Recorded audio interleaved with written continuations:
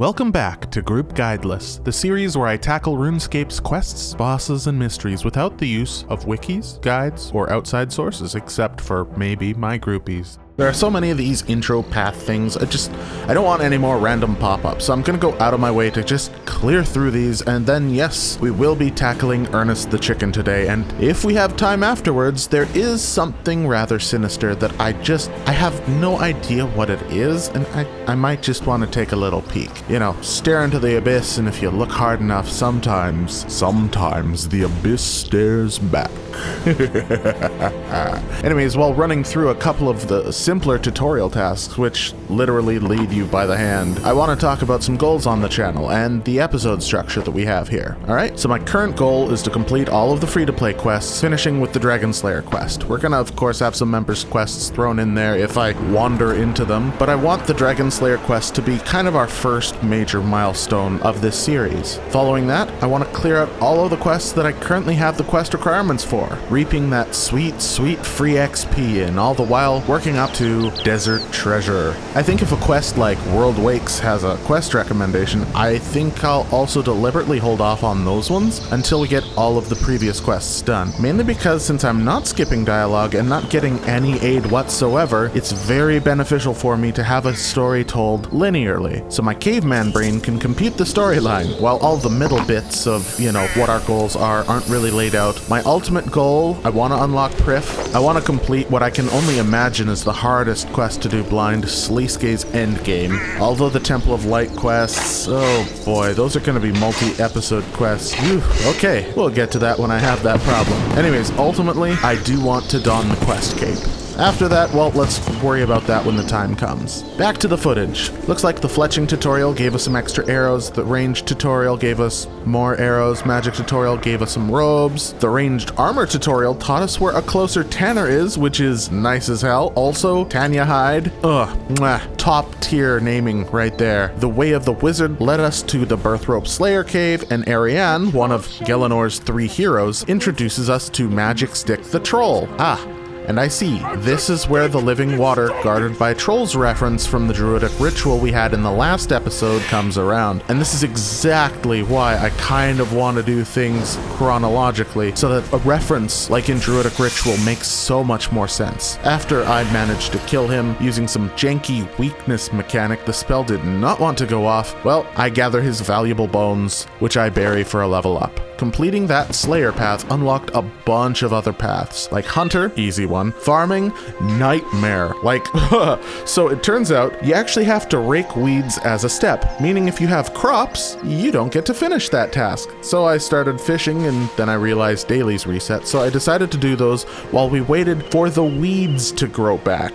Agility, cool, couple laps were done. Fletching, only need arrow shafts, so I cut a few trees and ta-da, added feathers for the heck of it. And, weeds are not ready yet, so I guess we'll take the third daily challenge, which is Dungeoneering. I change our path marker to Dungeoneering just in case it doesn't activate. You know, it could be a simple oversight as the pre-raked potato field is. We talked to Brill Thock's daughter, which now that I think about it, is Brill Thock's daughter? Using Icelandic naming in Daemonheim, though I thought it was Daemonheim at first, but Daemonheim, that's the one. I roamed around a bit, wondering what this arrow could be directing me at when it was probably back at that Taverley person, so I inconsequentially just spoke to a few residents, and I picked up a ring of kinship from the Dungeoneering tutor, which I was fortunate enough to talk to. He kind of blends in with the atmosphere. I used that to immediately clear the first step of the tutorial. All that was left was to complete the dungeon. All was progressing as you would normally expect a floor 1 complexity 1 Dungeoneering trip would be, but I got a bit of an odd drop. The M and Thock letter part 1, which normally I would have ignored, but GIM Guideless is all about uncovering RuneScape's mysteries, so if this can help me in any way, I'd love to take advantage of it. I actually did learn something though. It turns out that the reason you can't smuggle any items into Daemonheim is because the mages, my first guess would have been from Lunar Isle, placed a barrier on the entrance that makes anything besides your basic clothes too heavy to take in. There's literally lore to stop you from taking in your weapons, which is kind of cool, and I'm glad I read that. Plowing through the rest of the dungeon, I was hit by a bit of a wall, Icy Bones. At my combat level with my gear, it was significantly more difficult than I remember. Not in a dying sense, but it was a tank battle. We could barely hit each other. I guess that's what you get for fighting pre-level 10 in any combat skill. Shockingly, the Mysterious Chronicle Part 1 dropped, and I think it's a guaranteed drop, but it was really just letting us know that the forces of Zamorak were also somewhere in this dungeon, which is cool. With that, my dailies are completed, so surely the weeds have grown back by now. Oh, thank goodness. Okay, the rest was easy. Herb lore, brew a potion, drink it, summoning, make a spirit wolf, and summon it, and then renew your summoning points. There is my lovely Dwarven army axe. Before the tool belt, this was a must-have for questing. Holy heck, they buffed the crap out of this. There is no reason to not have this on you at all times in the early game. Now that we're in Lumbridge, though, I kind of want to clear out the beginner tasks before going to Earnest the Chicken, because I recall the Lumbridge ring being kinda OP for the beginning. I added some beginner tasks to the taskbar and got plugging them out, although the Nexus task is a bit odd. I've never heard of the Nexus. Could it be another name for the glowing portal thing to the south? Or maybe that was the portal at Death's Domain. After chugging through a lot of other daily tasks, I actually eventually wandered into a person in the Lumbridge swamp with the exact icon over her head, which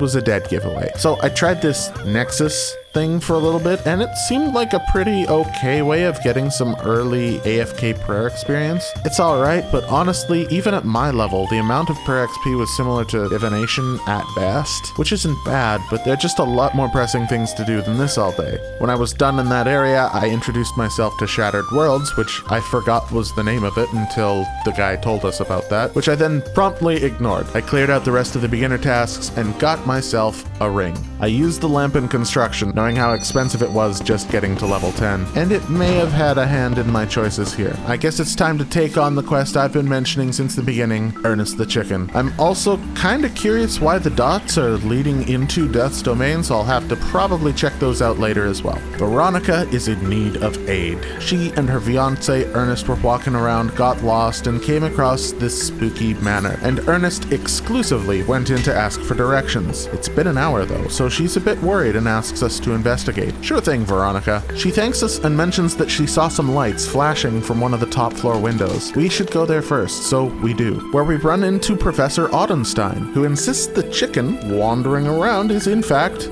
Ernest, who mentions Ernest is not only a great assistant, but he's also oddly adamant that marrying a chicken would be beneficial to Veronica. We of course ask him to change Ernest back, but he can't because his machine's broken, and the 3 items he requires were scattered around the manor by the ghosts. So we need to find a pressure gauge, a rubber tube, and an oil can. He also warns us from staying away from the coffin in the basement. Gee, I wonder why. Our quest book has been updated, and we are off for our first truly unguided adventure, as the blue square encircles the entire manor. Now, the thing I do remember from this quest from my childhood, yeah, probably, 20 years ago. This was back in RuneScape Classic time. 2-dimensional Draenor Manor was a whole nother ballpark. But I do recall you had to poison fish food to get something out of the fountain. I remember there was something past a bunch of levers in the basement, and that there's a rubber hose behind the door, but I don't recall how to open the door. So we find the fish food, leer into the room with the rubber hose for a bit, and then also find the poison. Let's at least scratch one of the items off the list. We head outside to the fountain, and I kid you not, as I walked past the cabbages and patches and the compost heap, I thought, hey, the player-owned farms had a compost mound that you can churn for some easy farming XP. I wonder if you can do that here too. So en route to the fountain, I gave it a churn, but there was no XP drop. Instead, it gave us a crimey key. I feel like I am very happy and very lucky to have found that, as I have a feeling like if it hadn't happened right then and there, I would have wandered around for a long time.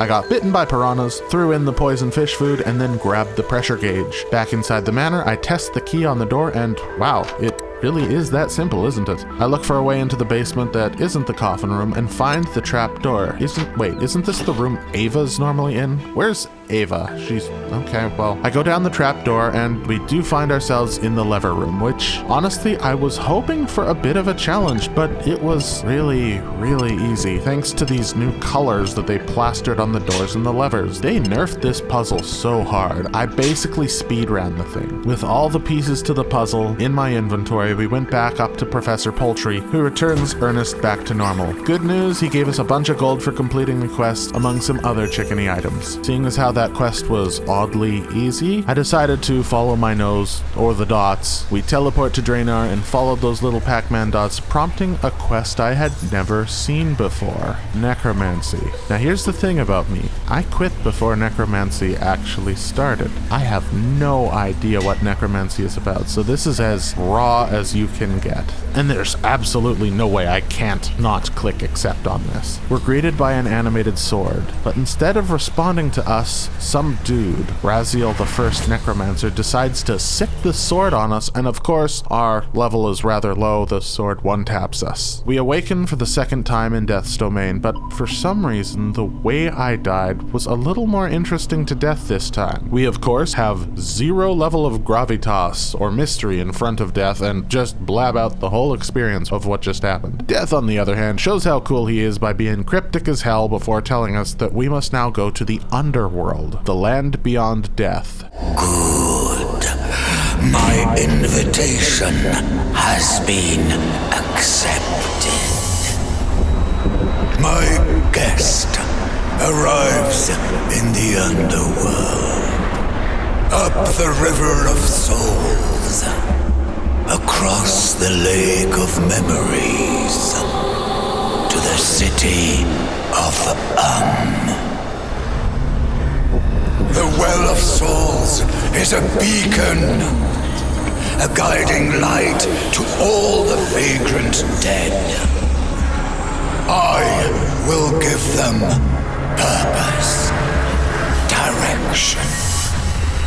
They will spread my influence to the world above.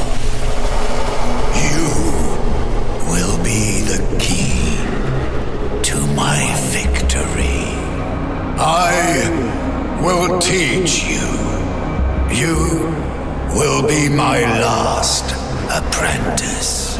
I am the first necromancer. We're greeted by Raziel the First Necromancer, who seems to ignore us for the most part, besides telling us that we're his new apprentice in necromancy. He says the souls in the city were self-indulgent and faded into nothingness, so the city was no longer enough for him. He's taken the fight to the world of the living, and no one but a necromancer can stop him. It seems Raziel caught Death in a checkmate. Guess these guys have one heck of a rivalry, because when Death says he's known someone for a quote-unquote very long time, you bet it has been a long time. We got marked as an apprentice of necromancy when we were struck down by that sword. Of course, Death is reluctant to teach us necromancy because he doesn't want to enslave souls. That's fair enough, it makes sense, and we agree with him. We don't want to do that kind of necromancy, but we might have thought of another method. What if we just ask the souls nicely? We're about to be told that it doesn't work like that, but Death hesitates, saying that nobody's tried that before. New characters, Lupe and Sostratus, some undead residents who managed to avoid Raziel's soul siphoning, reveal themselves to Death. Raziel drained the Well of Souls, sucking them all up into his lantern. We suggest just bum rushing the guy and getting it back, but currently we're too weak. Death suggests using a similar ritual to guide the souls back to the city of that is. Great name there. It seems like our power is linked to this place. The more souls we collect, the more our power grows. Sostratus calls us out for being a necromancer, but the rebuttal of, no, we're the good kind of necromancer kind of confuses them for a bit. Lupe thinks, what, like, so you want to woo us or something? And we reiterate that we don't want to force souls to help if they don't want to, which, I mean, they're both immediately on board with, which, I mean, cool. Death then summons Malignus Mortifer. I remember him from somewhere, some quest line way in the past. I can't recall where though. I'm sure he'll play a role somewhere though. In order to persuade him to help us, we give him access to the city of and Death adds that he'll halt his aging process as he acts as a tutor, which is much more than I would have offered. And besides an insult to asking for help instead of enslavement, he agrees. First, we ask about a communion ritual, which we are conveniently parked beside. To summarize, the tutorial is as follows. Clean off the dust, place a focus on the pedestals, put some candles in some corners for atmosphere, draw some glyphs and do a chant. There are certain resources I need in order to repair and draw glyphs, as well as candles. We chant on a little skull and manage to attract Ted, who describes our necromancy as a gentle guiding hand as opposed to being pulled or tugged away from something. Interacting with the Well of Souls, we see that we can gain talent points by fighting using necromancy, and it seems as if the number of souls unlocks different tiers. I think that's how this works. If this isn't how it works, do not tell me, please. I'll figure it out on my own, hopefully. We kill some ghost trolls who are weak to necromancy, earn a talent point, and unlock our first ability. It seems using those abilities require ectoplasm, or the rune equivalent of necromancy. It's our ammo. We are finally warned by Death to train, but take our time, as apparently this Raziel guy has a pretty high tolerance for patience. Quest complete. As per a little end of quest summary that plays after we finish, we walk around the city unlocking necromancy prayers, we get a set of necromancer armor, and also buy a couple items from the shop. It also looks like we can store our focus ingredients in a focus storage chest, which is kind of cool. Wow, we've already gotten quite a bit done today, but you know what? I'm not done yet. In fact, I really just wanted to watch a show and do something on the side, something to AFK, so I started divination. I also got to participate in some sort of Gothixian cache thing, which was a little confusing at first. You just kind of collect tiny memories apparently and toss them in the middle. You just do that for a while. I was sucked out and, well, damn, that was a nice XP massage. I guess I'll have to do that more often then. Anyways, I unlocked Gothixian butterflies, which may or may not have been a good move. Probably bad right now, but whatever. And then I went ahead and watched my show and hit 30 divination. Oh, and while I was piddling around in the option settings, I did find the tutorial paths offsetting, so that should clear any other hidden remaining tutorial pop-ups, which is nice. So thank you so much for dailies popped up again. But they're easy today, no explanation needed, fletching, farming, and prayer. So what quests shall we do next? The game is our oyster. Thank you so much for watching, and I hope you're having a beautiful day. Later.